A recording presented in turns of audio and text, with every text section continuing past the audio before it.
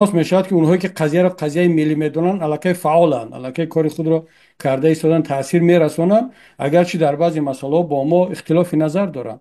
اما اونهایی که حتی در پهلوی خودمون هستن، حتی میتونیم بگیم که از بدنی خودمون هستن، چون متاسفانه گرفتاری بعضی افکار و جریان های فکری و حالا مسائل های شخصی و خصوصی خودشان هستن، اینها یا مسئله رو در نکردن یا در کردند و میخوان به شکل دیگر اون مطرح شود. و ما حالا چیکار باید در این مسئله انجام داده باشیم؟ حالا من چرا این را در مسئله انتخاب وقت هم گفته ایستاده بودم؟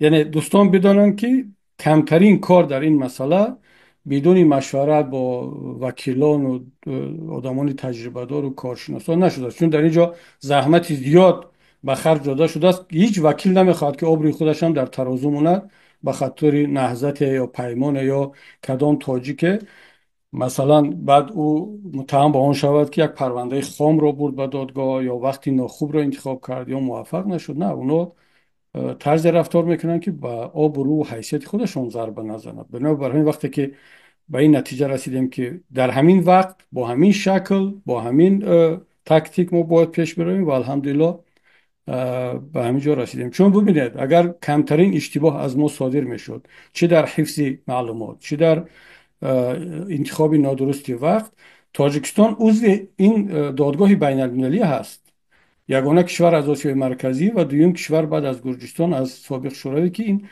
سازشنامه را امضا کرده است و نماینده دارد در دادگاه بین المللی.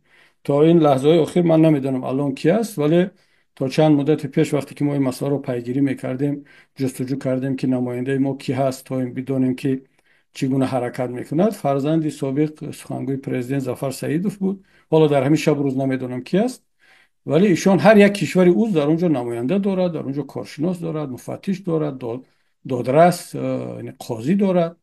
این خیلی ساده نیست که ما بگیم که انتخاب وقت، انتخاب شکل و تکتیک همین خیلی ساده صورت میگیرد. باز تکرار میکنم خیلی از کشورها حتی پرونده ها حزبای قوی نتونستن پرونده خود را حتی ثبت کنند، برای اینکه در راه مانع ها ایجاد می شود، تا کشتن وکیل ها و تا قتل شاهدان و تا حادثه های داریم. وقتی که این مسئله بحث و بررسی می شد، یعنی ما خطرها را هم در ترازو میموندیم که نسبت وکیل ها چگونه خطرها هست.